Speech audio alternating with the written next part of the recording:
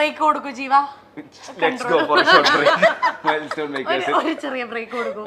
പാറു കുറെ ക്വസ്റ്റ്യൻസ് റെഡിയാക്കി കൊണ്ടുവന്നിട്ടുണ്ട്. ഇൻട്രോ ആയി പോയി ഗൈസ്, ക്ഷമിക്കണം, സോറി. ആരാ ഫാമിലി കുറച്ചുകൂടെ ഇപ്പൊ ചേച്ചിയുടെ ഫാമിലിയില് ചേട്ടനാണോ ചേട്ടന്റെ ഫാമിലിയിൽ ചേച്ചിയാണോ കൂടുതൽ അറ്റാച്ച്ഡ്? എങ്ങനെ നമ്മുടെ ഫാമിലി എനിക്ക് മനസ്സിലായില്ല. ഞാൻ പറയാം, ചേട്ടന്റെ ഫാമിലിയില് ചേച്ചിയാണോ കൂടുതൽ അറ്റാച്ച്ഡ്, ചേച്ചിയുടെ ഫാമിലിയില് ചേട്ടനാണോ കൂടുതൽ അറ്റാച്ച്ഡ്? അതെങ്ങനെയാ? ഈക്വൽ ആണെന്ന് തോന്നുന്നു അല്ലേ? ചിരിക്കണേ. അങ്ങോട്ടും ഇല്ല, രണ്ടുപേരും അങ്ങോട്ടും ഇങ്ങോട്ടും. അല്ല, ആക്ച്വലി ഞങ്ങള് രണ്ടുപേരും നമ്മള് സെപ്പറേറ്റഡ് ആയിട്ടാണ് താമസിക്കുന്നത്. നമ്മള് ഒറ്റയ്ക്ക് ഒരു ഫ്ലാറ്റിലാണ്. ഞങ്ങളല്ല, ഫാമിലി ഞങ്ങള്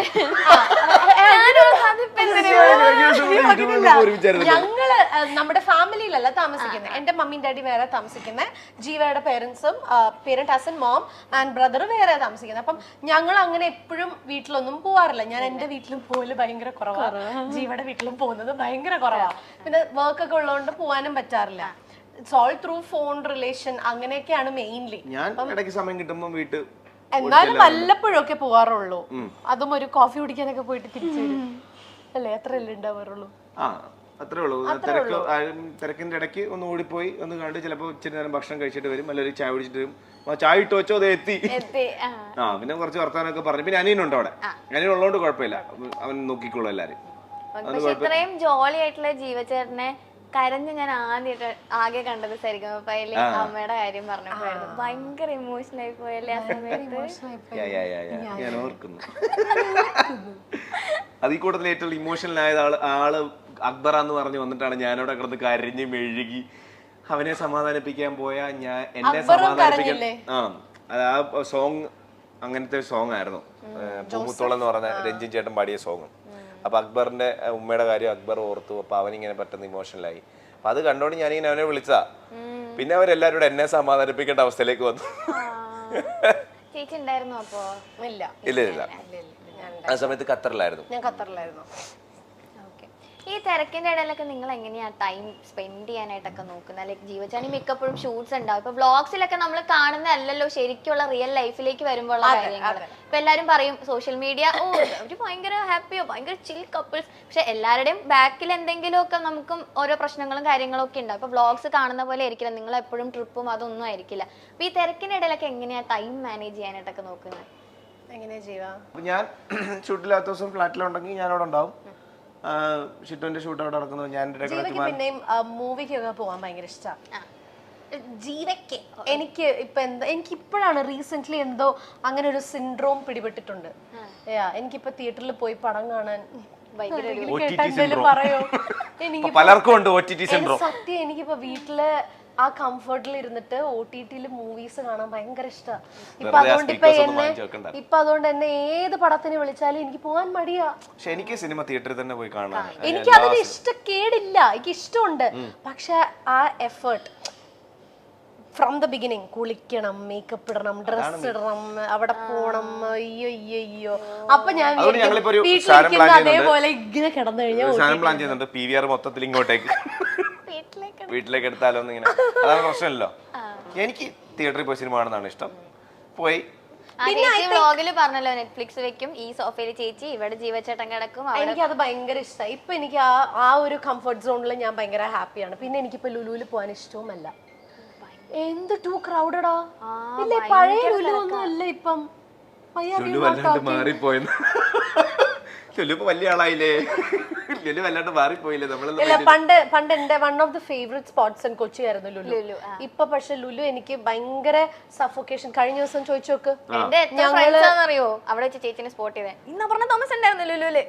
ഞാൻ കുറെ പേര് കണ്ടിട്ടുണ്ട്. പക്ഷെ എനിക്കിങ്ങനെ എനിക്ക് അറിയത്തില്ല, എനിക്ക് അങ്ങനെ സഫോക്കേഷൻ വരും. ഒരുപാട് തിരക്കിന്റെ ഇടയിൽ പോകുമ്പം, ഈ ഉത്സവത്തിന്റെ ഇടയിലൊക്കെ പോകുമ്പോൾ സഫോക്കേഷൻ ഇല്ലേ, അതെനിക്ക് വരും. വീട്ടിലിരുന്നതിന്റെ പ്രശ്നമാണ്. അതാണോന്ന് എനിക്കറിയില്ല, അതെന്നെ ക്രൗഡ് കാണുമ്പോൾ എനിക്ക് ബ്രീതിങ് കിട്ടൂല, എനിക്ക് അങ്ങനെ ടെൻഷൻ വരും. അപ്പൊ ഞാൻ കഴിഞ്ഞ ദിവസം ഹൈപ്പർ മാർക്കറ്റിൽ കയറി. ഞങ്ങള് വീട്ടിലേക്കുള്ള സാധനങ്ങൾ എടുക്കുന്നത് നോർമലി ഹൈപ്പർ മാർക്കറ്റിൽ നിന്നാ. അപ്പൊ ഹൈപ്പറിൽ ചെന്ന് ഞാൻ കയറി കഴിഞ്ഞപ്പോ ജീവ എനിക്ക് ശ്വാസം കിട്ടുന്നില്ല, നമുക്ക് ഇവിടെ ഇറങ്ങാം എന്നൊക്കെ പറഞ്ഞിട്ട് ഞാൻ ഇറങ്ങി. വിളിക്കാൻ പോയതാ തള്ളല്ലേ. കൂറ്റിട്ടൊക്കെ വിളിക്കാതെ ചുമ്മാ തള്ളല്ലേ ഞാൻ അങ്ങനത്തെ ഒരു സിറ്റുവേഷനിൽ പോയി ഇരുന്ന് തള്ളുവാ. വിഷമം പറയുമ്പോ എനിക്ക് ഒരു പ്രശ്നമില്ല. ഞാൻ ഇതാണ് ഇയാളുടെ കുഴപ്പം. ഈ വൃത്തികെട്ടവന്റെ കുഴപ്പം ഇതാണ്. മാറോ കൈ ഇവിടെ കാലിന്ന് വിടറോ കൈ കാലിന്ന് കൈ എടുക്കണോ വേണ്ട. ഞാനൊരു ലുലു ഇട്ടെ വീട്ടില്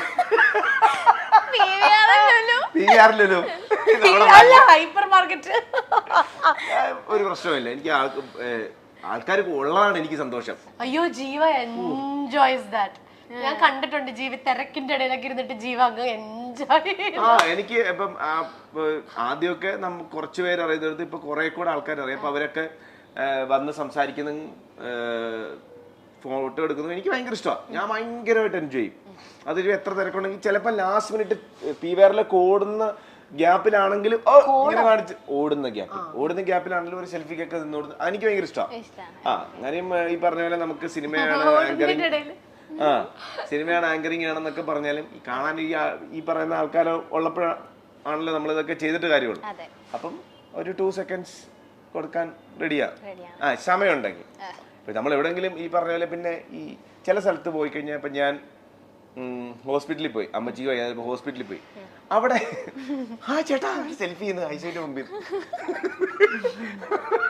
അത് മാത്രമല്ല ഞാൻ നേരത്തെ പറഞ്ഞിട്ടുണ്ട്, ഞാൻ ചിട്ടു ഖത്തറിലേക്ക് ആദ്യമായിട്ട് പോകുമ്പോൾ പോയി ഇങ്ങനെ നടന്നു പോകുന്ന കാണുമ്പോൾ എനിക്ക് പെട്ടെന്ന് സങ്കടം വന്നിട്ട് ഞാൻ ഇങ്ങനെ കണ്ണിന്ന് കണ്ണുനീര് വന്നിട്ട് ഞാൻ ഇങ്ങനെ തിരിഞ്ഞ ചേട്ടാ സൂര്യമസിക്കിൽ ജീവിച്ചിട്ടില്ല ഒരു ഫോട്ടോ.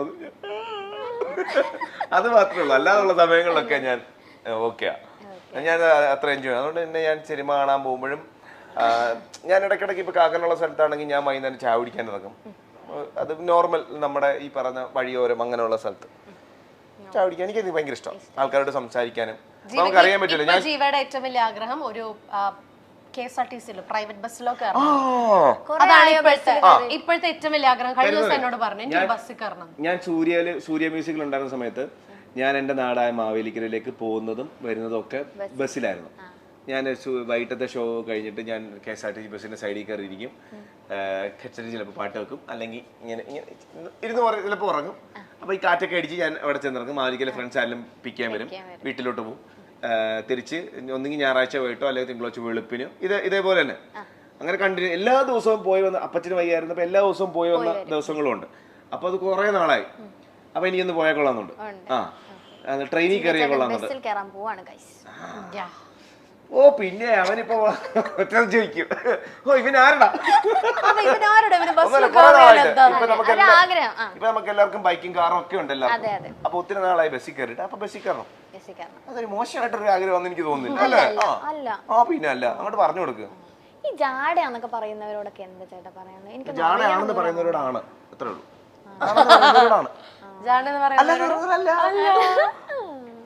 പിന്നെ നമുക്ക് ഇപ്പം നമ്മൾ ഇന്റർവ്യൂവിന് വരുന്നതിന് മുമ്പ് ഇപ്പൊ പാറുവിന്റെ ഫ്രണ്ട്സ് ആണെങ്കിലും ഇപ്പൊ പാറു ആണെങ്കിലും ഇപ്പൊ ഞങ്ങളാണ് ഇന്റർവ്യൂവിന് വരുന്നത് എന്ന് പറയുമ്പോൾ പല അഭിപ്രായങ്ങളുണ്ടാവും. ഒരാളെ പറ്റി കുറെ ആൾക്കാർക്ക് പല അഭിപ്രായങ്ങളാണല്ലോ. അപ്പൊ നമ്മളോടും നമ്മൾ ഇന്നയാളെ കാണാൻ പോകുമ്പോൾ ഇന്നയാൾക്ക് ഭയങ്കര ജാടയായിരിക്കും, ജാടയാണ്. ഞങ്ങൾ പറയുന്ന കാര്യമുണ്ട്, ആ ആള് നമ്മളോട് എങ്ങനെയാണോ അതാണ് നമുക്ക് ആള്. അപ്പൊ ബാക്കിയുള്ളവർ എന്ത് പറഞ്ഞാലും കുഴപ്പമില്ല. ഇപ്പം പുറത്തോട്ടൊക്കെ ഇറങ്ങി നോക്കുമ്പോൾ പാറു എന്തൊരു ഭയങ്കര മോശം, ഭയങ്കര ആരെയും ബഹുമാനം ഇല്ല, ഒരുമാതിരി ചോദ്യങ്ങളൊക്കെ ചോദിക്കുന്നു. അങ്ങനെ പല അഭിപ്രായം ഉണ്ടാവാം, അങ്ങനെ ഉണ്ടെന്നല്ല ഉണ്ടാവാം. പക്ഷെ ഇപ്പൊ ഞങ്ങളോട് ചോദിക്കും പാറു എങ്ങനെയാന്ന് ഞങ്ങൾ ചോദിക്കും, എന്റെ പൊന്നോ പാറു എന്ന് പറഞ്ഞ അത്ര നല്ല സ്വീറ്റ് ആയിട്ടുള്ള ഒരു കൊച്ചില്ല നമ്മൾ പറയും, അത്രേ ഉള്ളൂ. നമ്മളെ മൈൻഡ് ചെയ്തില്ല. ചിലപ്പോ അലവലാതെ എന്ന് പറയുന്നവരുണ്ടാവും, ജാടയെന്ന് പറയുന്നത്. ഇപ്പൊ അവള് വൈറലായി ഒത്തിരി ജാടയാ. പണ്ട് നമ്മളെ അയ്യോ എന്റെ മോളെ അത് പറയും, അത് ഉള്ളിന്നെടുത്ത് ചോദിച്ച ചോദ്യം. അത് അങ്ങനെ അത് നോക്കണ്ട. നമുക്ക് പഴയ ആൾക്കാർ പറഞ്ഞിട്ടുണ്ട്, 1000 കുടത്തിന്റെ വാ മൂടിക്കെട്ടാം, ഒരു മനുഷ്യന്റെ വാ മൂടിക്കെട്ടാൻ പറ്റത്തില്ലെന്ന് പറഞ്ഞു കേൾക്കുന്നുണ്ട്. അതേപോലെ നമ്മൾ ഒരു ദിവസം 1000 പേരെയും 2000 പേരെയും കാണും. അവർക്ക് എന്ത് വേണേ പറയാം, അവരെന്ത് വേണേ പറഞ്ഞോട്ടെ. ഓക്കെ, നമ്മൾ എങ്ങനെയാണോ അങ്ങനെ ആയിരിക്കും, അങ്ങനെ തന്നെ പോവാം. ജാടയാണോ ആണോ എന്ത് തോന്നുന്നു? ചെറിയ ജാടയുണ്ട്, കണ്ടുപിടിച്ചു. പിന്നെ നമ്മുടെ സീനിയേഴ്സ് തന്നെ പറഞ്ഞു കേട്ടിട്ടുണ്ട്, ജാട എന്നുള്ള പേരുമാണ് ആക്ച്വലി നല്ലതാ. അതങ്ങനെ പിന്നെ പ്രശ്നമില്ലല്ലോ. ഓൾറെഡി അവൻ ചാട അഹങ്കാരി എന്ന് പറഞ്ഞാൽ ഓക്കെ, അതാണ് നല്ലത്, വേറെ പ്രശ്നമില്ല. കുറച്ച് വിഷി വീഡിയോ എങ്കിലും കുറഞ്ഞു കിട്ടും.